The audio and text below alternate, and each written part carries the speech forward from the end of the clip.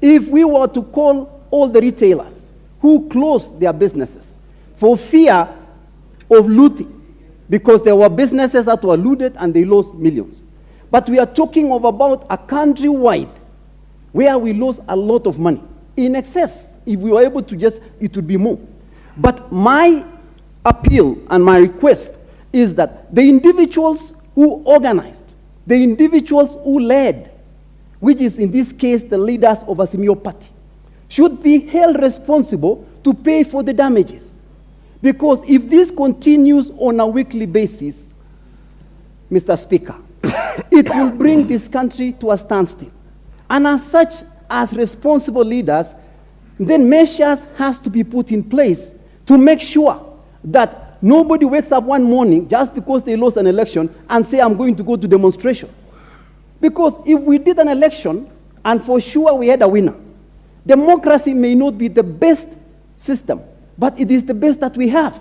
If you compare it to socialism, tyrannism, and many other systems, democracy is the best. And it says, once we've declared a winner, then the rest of the losers have to accept, and we move until the next election. But it has become a pattern that when someone loses an election, the next thing it does is to call a demonstration so that they can either have a portion of the government. So the only option is to have them pay or compensate the losers or the people who are losing their property, their businesses, and even lives. Any meeting or any mass action illegal. If he felt the mass action was going to be illegal, the best thing would be to go to court and seek appropriate orders. And therefore, that's why I'm saying there are people in this country who are still living in the past. These are basically the Kanu Nyayo era hangovers, which have taken too long to shed off, Mr. Speaker. And therefore, I want to submit that the Monday event was totally and properly constitutional and legal. And legal. Mr. Speaker, the mass action of Monday only turned violent because of the violent intervention by the police. And for this, we must hold the police, the particular police officers, and those who sent them. We must hold them personally liable and accountable. Mr. Speaker.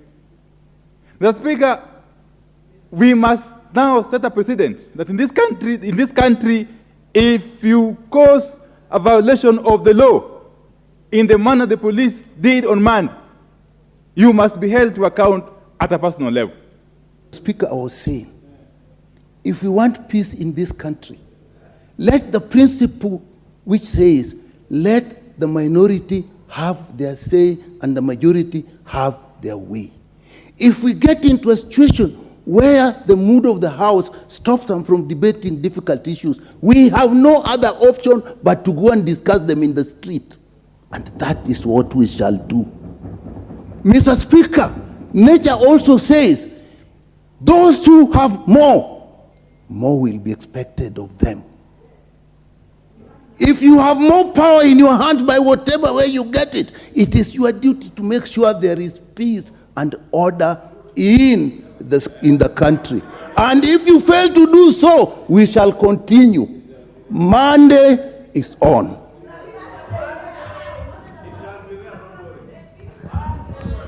Order. That demonstration was going to be done. That's what the president said.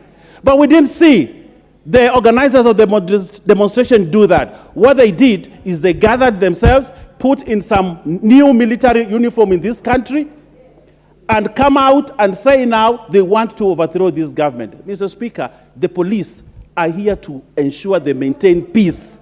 One of the things to maintain peace is to protect the democratic rights of Kenyans and to ensure the democratic rights of Kenyans enshrined in this constitution are protected. And one of them is to protect the sovereign.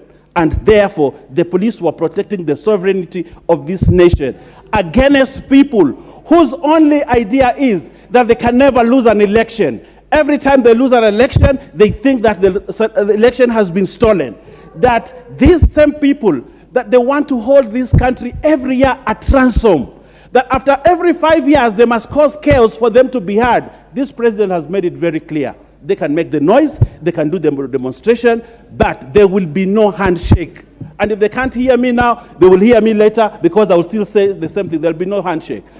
Honorable Speaker, they destroyed property in this CBD.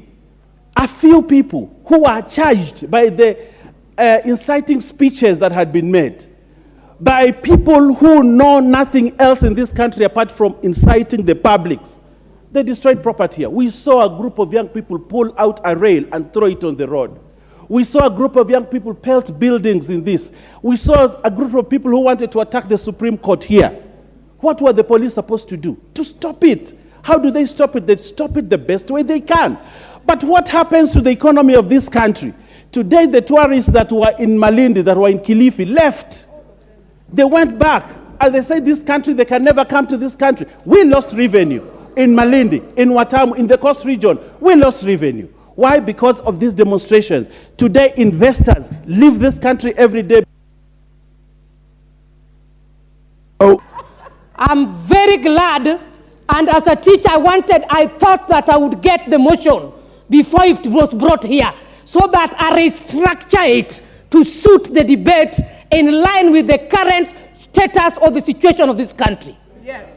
When we are talking about, we should stop demonstrations. There are no demonstrations. It is expression of the status of this nation. I want to advise, and I want to make my contribution in regard to the Monday 20th peaceful march in exercising the opinion, in mind, in action, and what Kenyans are undergoing. Yeah.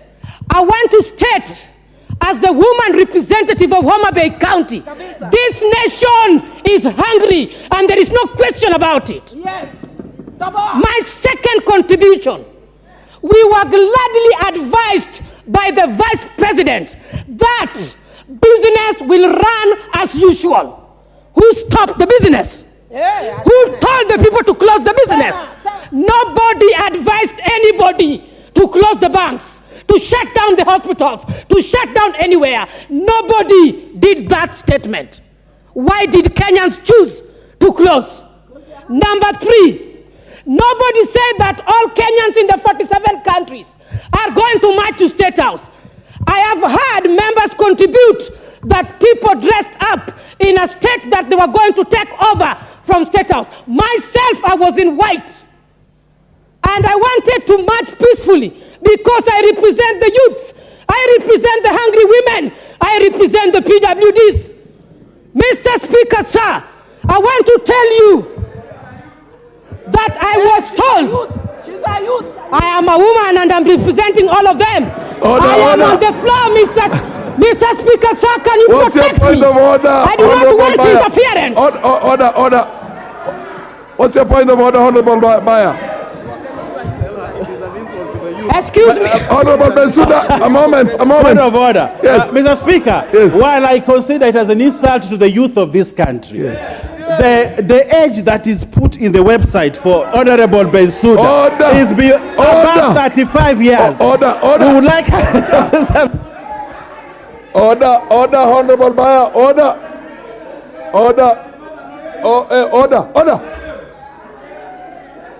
Honorable members, order. Order.